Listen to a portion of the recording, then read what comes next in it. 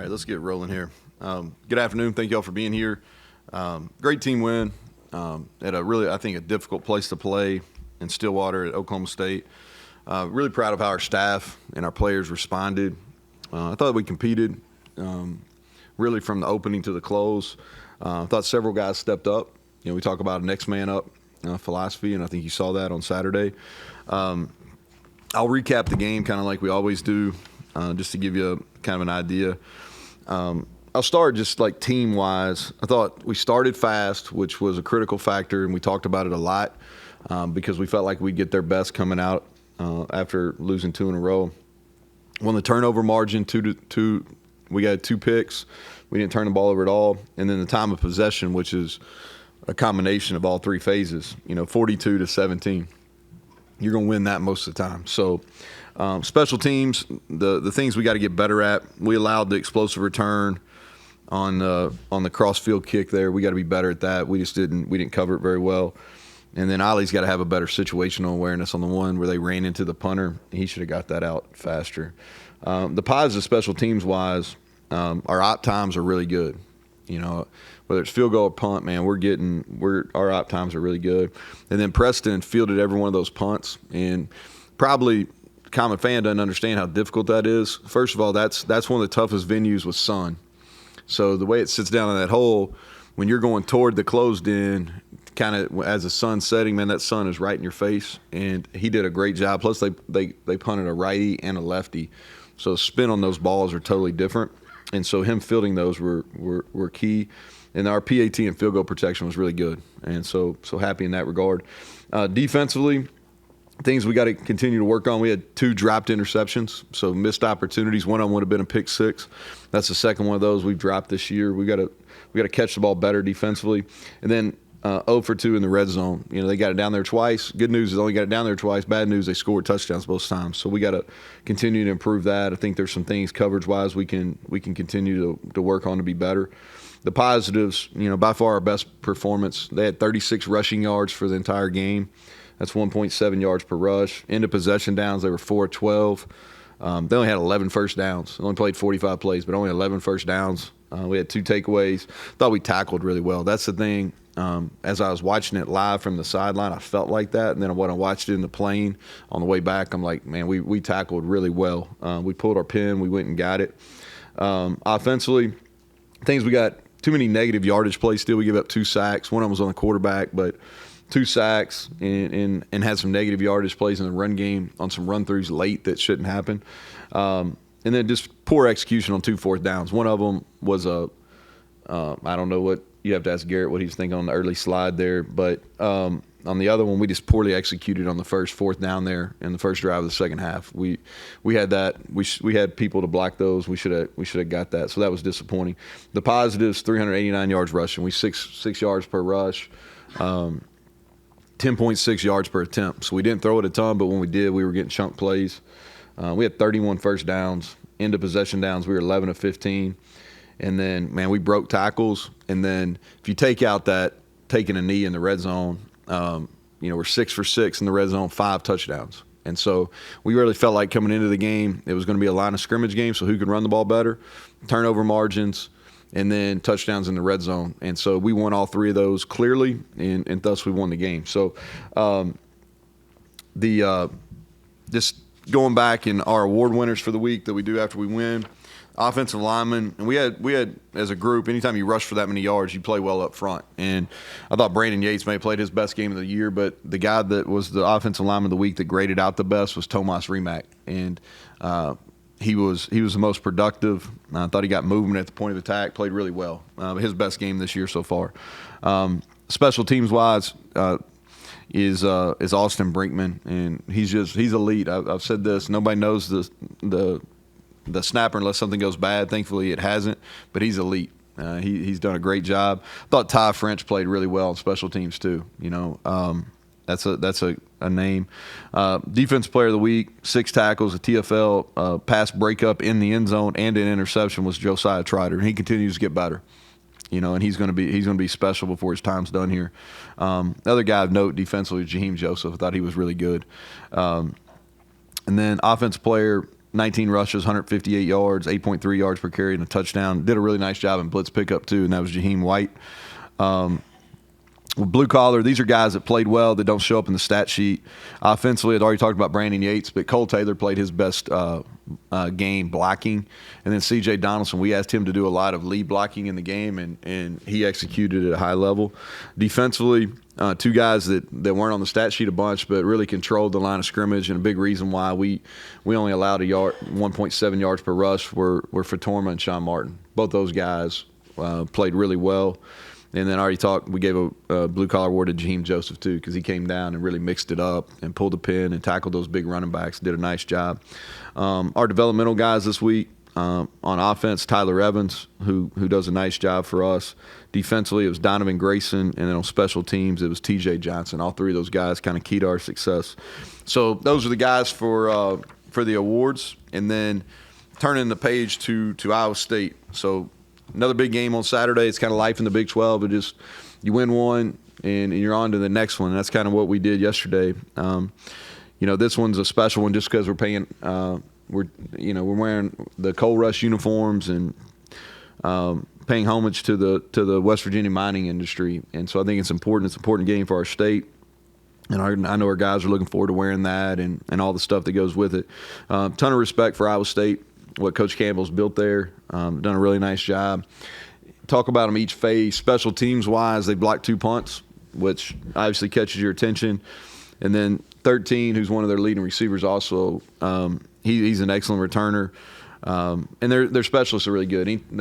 The kicker made a game-winning field goal. Their punter's got a nice average. They're doing a nice job with their specialists. Offensively, they're balanced, very multiple. They've ran the ball extremely well the last 3 weeks. They shift, they motion, a lot of different tight ends play. I think it starts with them, with Rocco. He's playing at a high level. And I pull for him every game. This will be the first time I don't pull for him, when he rolls in here. But great kid, and we'll also be honoring his dad, who's a Hall of Fame. He's obviously watching his son play when we did that versus Kansas. But we'll honor him. We'll honor Anthony during the game on Saturday. So looking forward to honoring him. But Rocco's playing at a high level. He's keeping plays alive, very efficient with the football, and executing that or running that offense at a really efficient level right now. They've got two receivers that are playing really well, Higgins and Noel. They move them around. They do a nice job of getting them the ball in a bunch of different ways. They're kind of running back by committee, but they're all playing. All three of the guys they play are playing well right now. And again, multiple tight ends. Those guys are kind of growing up on the job, so that gives you a lot of flexibility.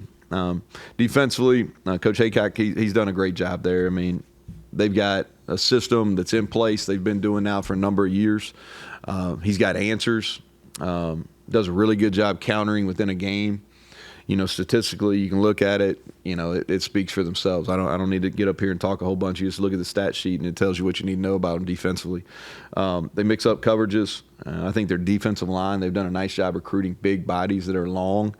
That kind of makes the defense go because they eat up gaps. And then they in the back end, 17, the middle safety, and then number 7. Those two guys they're big bodies. They're 220. They come down and make it hard on you. So really good on defense. So we'll have our hands full, but looking forward to it. So with that, I'll take questions. Greg.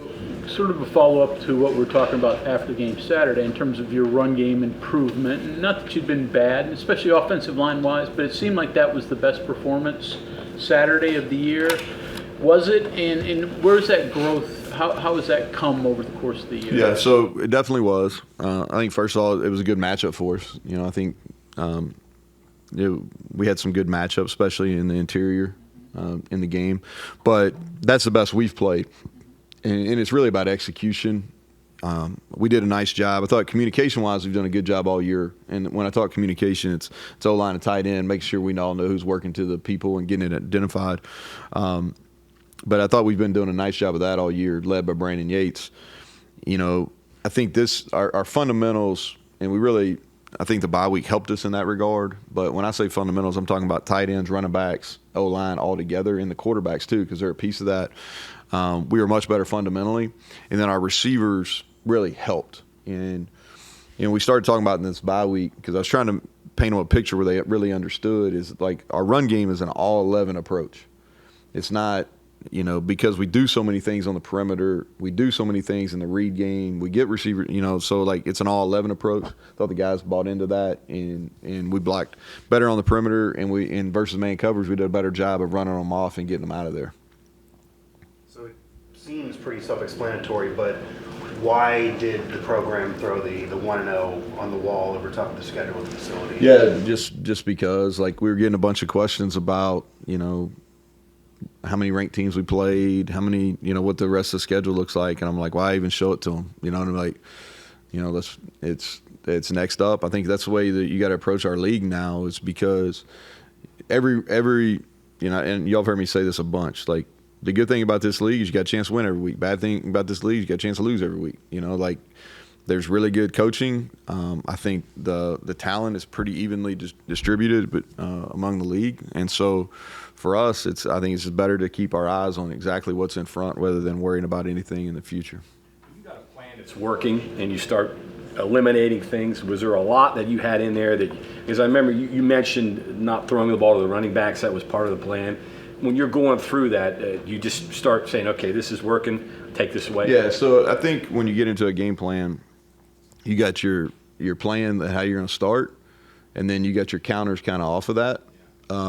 And so when we got up, especially when it was a 3 to 4 score game, like there's not a reason to do some of that stuff. And they did a couple things different too. Like they played a lot of bear in the second half. That's not something they usually do except in a goal line situation. They were fitting a couple things in 12 personnel differently. I called a couple of the pass plays to get the ball to the running back, and they switched it off differently than they had. And so, but broader scope is you go in, okay, this is plan, and if they do this, I want to counter with this. And then we just got into a really good rhythm running the football, and that's kind of what we stuck with. How are you health-wise? Justin Robinson was close last week. He practiced today, and I think he'll be back. The rest of the guys that got injured in the game, I'll know more probably through Wednesday. I don't know if all of them will practice maybe till Wednesday, but I'm hopeful. There's nobody that's definitely out as of right now. Your defensive guys said that they got together after the Pitt game and had some heart-to-heart. As a head coach, what's your feeling on groups doing that within the team? I think accountability is important, but I don't know if meetings, I don't know if that shit really matters. You know what I mean? Like, it's about going out and you got to work, you got to practice. But I do think accountability is important. And sometimes accountability occurs in a meeting room. Sometimes it occurs in the practice field. We talk about ownership a lot, and we try to really show that from a coaching perspective. Like I try to be honest in front of the group when I make a mistake or when I call a bad play, or we do something that doesn't put our guys in the best position, and the position coaches and coordinators do the same.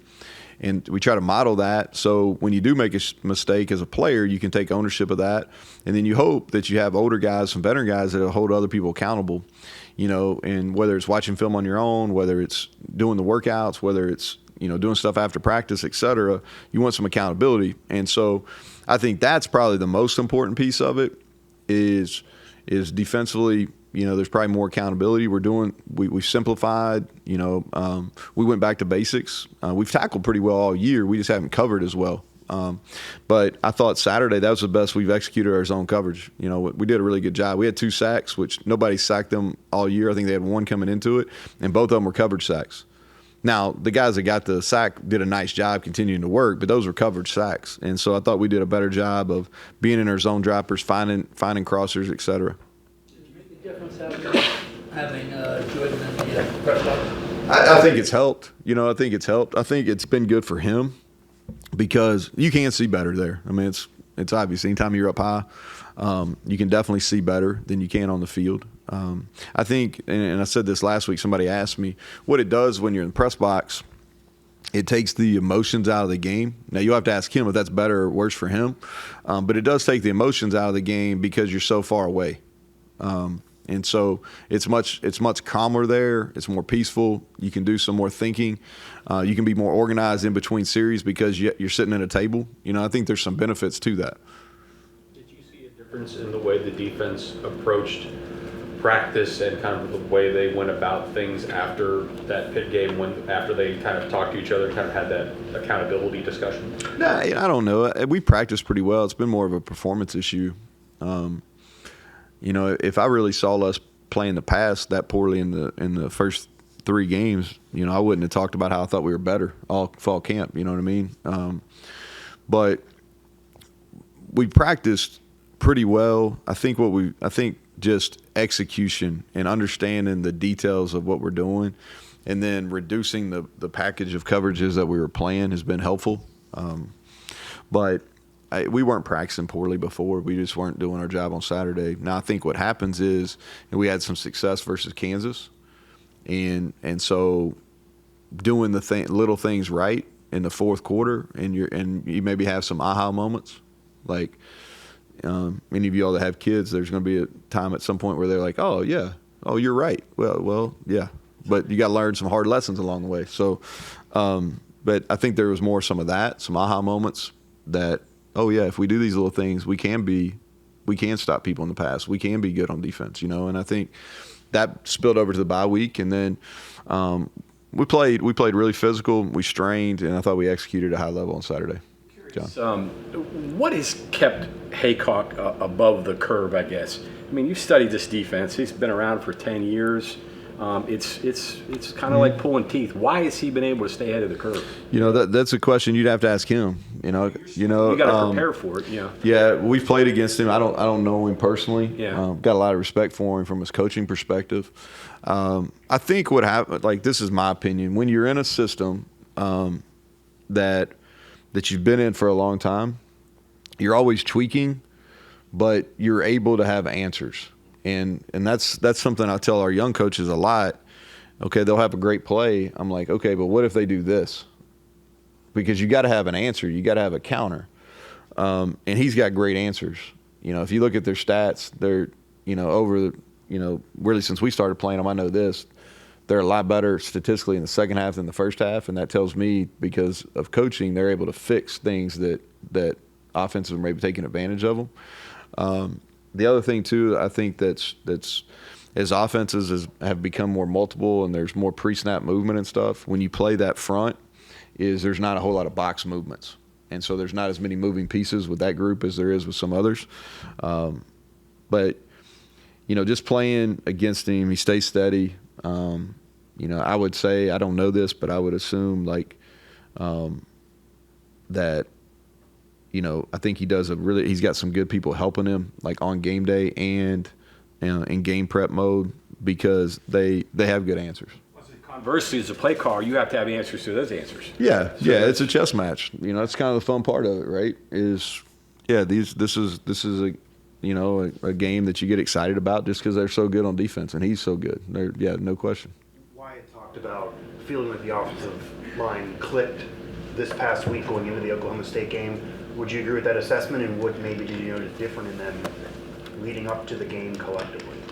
I think the chemistry in that room has been pretty good all year. I think what you're seeing is Brandon Yates getting more comfortable at center. It's a tough position to play, and there's a ton of communication into it. When a team has multiple fronts like Oklahoma State. And so I think you're seeing the maturation of him playing center, and that's helped the entire offensive line. I would say that as much as anything. I think there was a lot of confidence in our plan last week because we were able to do different things, but it was the same picture for the offensive line. I think anytime you can do that, it gives them an advantage. And so, but as far as how they've prepared, that room really over the last couple of years, man, have done it at a really high level. Mentioned his efficiency, but what are some other things that you see in Rocco Beck that are allowing him to play as special as he is right now? Well, I think he's highly intelligent, and they do a lot of things offensively, and you can only do what your quarterback allows you to do, and they do a bunch of things. And I think that he does a really good job manipulating safeties with his eyes. He's got good touch on the ball.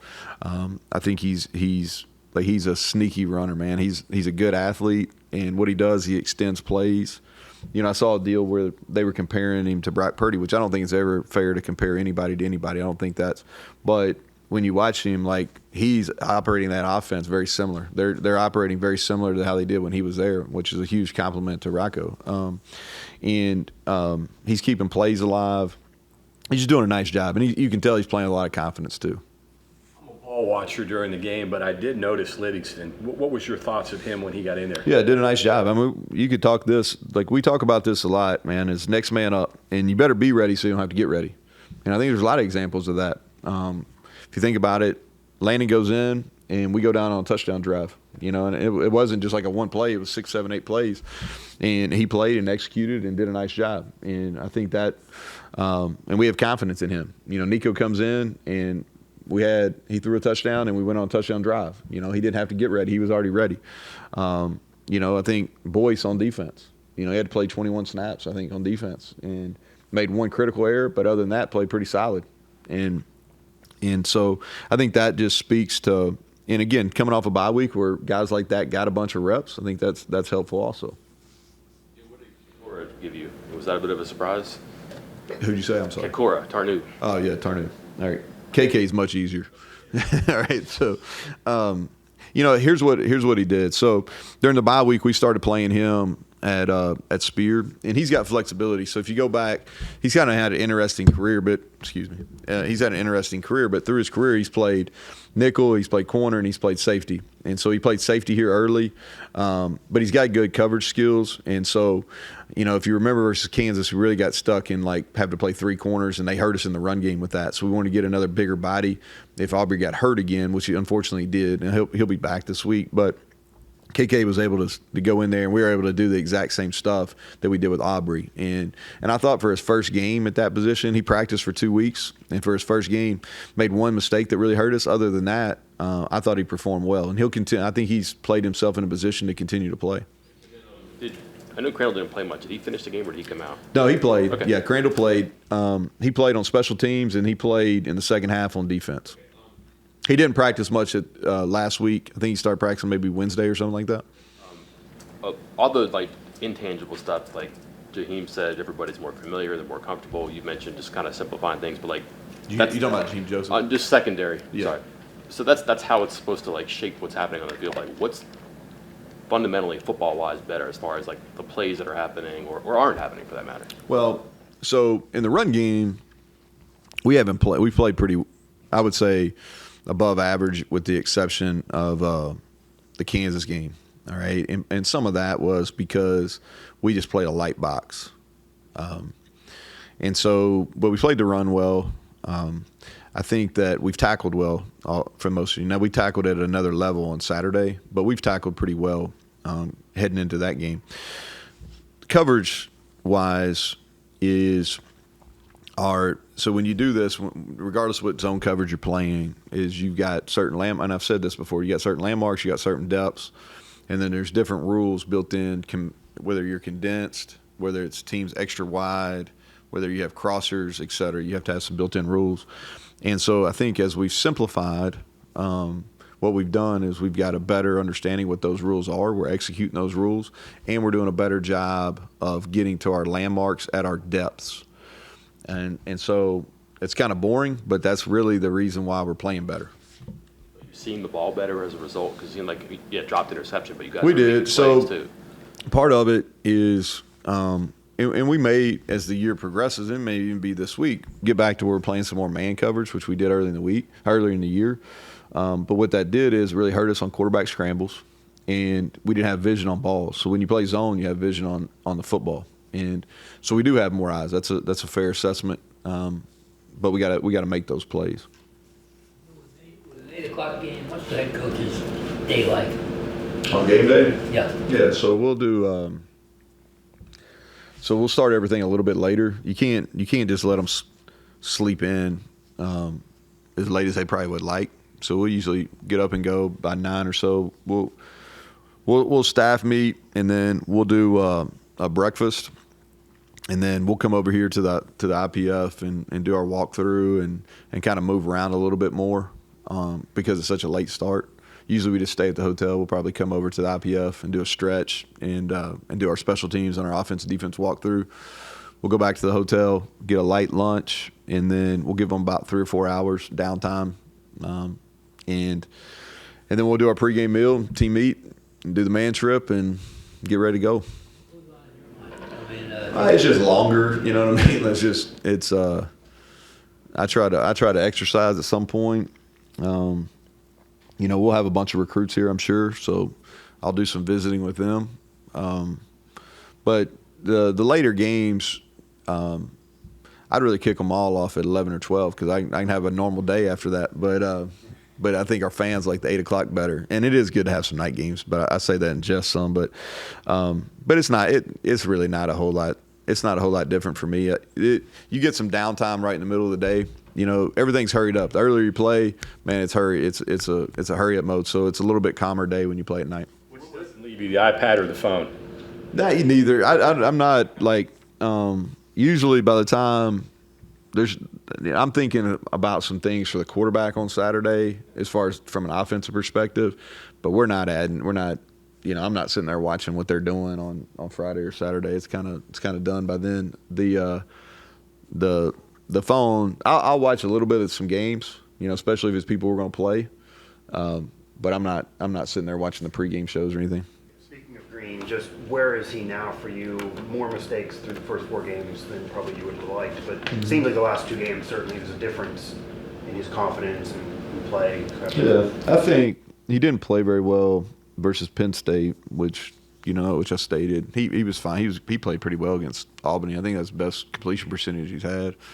And then the Pitt game was just kind of up and down. He wasn't as accurate, but he made some good decisions. He made some plays, especially in that third quarter. He made a bunch of plays. And then the Kansas, he went in to win, really in that fourth quarter, he was special. And he really, y'all don't see this, but he made some checks and stuff in the game, some run checks and some protection checks in that game on Saturday that were really good to see from a quarterback that's maturing. I thought his decisions when to run and when not to run were good, and he was accurate with the ball, with the exception of 2 go balls, and it was windy. I don't know if y'all could tell that on TV, but it was pretty windy there. So I'm pleased with his progression. I think his best is still out there. Point this out. I mean, your players weren't aware of this, but this is the third 5-0 team on your schedule. Obviously, you're aware of that, right? Yeah, I'm aware of it. I think, but the thing that I think about is I'm disappointed that we didn't, the Pitt game was winnable and we didn't win it. I'm disappointed that we didn't play very well versus Penn State, but we're not going to go back and they won't allow us to play them again, So it's kind of water under the bridge and kind of on to the next, and we got a bunch of really good teams on the schedule. But the flip of it is it's a good schedule. I mean, good, solid, outstanding. Oh, yeah, we're playing good people. Yeah, we're playing good people. I don't know if anybody cares. If you're 5-0, we don't play anybody. All that matters is you're 5-0. I mean, that's the truth. But the thing that it does is our guys aren't going to blink in these games. They're not going to blink. It's kind of this is the, this is kind of just the next really good football team we play. And so our guys, when we start talking about the next opponent, whether it's Iowa State or Kansas State or Arizona or whoever's after that, is they're like, oh, okay, they're going to be really good. Well, just like the other teams we played, so our guys aren't going to blink, and it kind of is what it is. And we just got to get ready. We got to get healthy, and we got to get mentally and physically ready to go for Saturday night. For nerves or anything this time because you said you didn't see the Penn State game. Yeah, right? Here's the thing: all the other stuff that was around that game, we're just not going to allow that for this one, and just kind of put our blinders on and go. I think when things don't go right, which obviously didn't go right for us Penn State wise, you got to go back and really evaluate, and so we probably made some decisions going into that weren't in the best interest for some guys, as far as I'm just talking about exposure and things like that. So kind of minimize the distractions this week and just go about playing football. Okay. Thanks, Coach. All right. Thank you all.